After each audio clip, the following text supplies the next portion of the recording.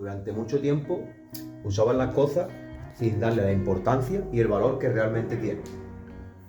Como por ejemplo con el agua, con la naturaleza, con lo que consumo. Todo estaba ahí y yo simplemente lo daba por hecho. Un día decidí dejar de mirar para otro lado. Si veo algo en el suelo, lo recojo. Si puedo evitar lo que desperdicio, lo evito. Pero no por quedar bien, sino porque me nace hacerlo. El agua que bebo, la botella que uso, todo forma parte de lo mismo. Y cuando vivo de esa manera, ya no se siente como esfuerzo, se siente mucho más coherente.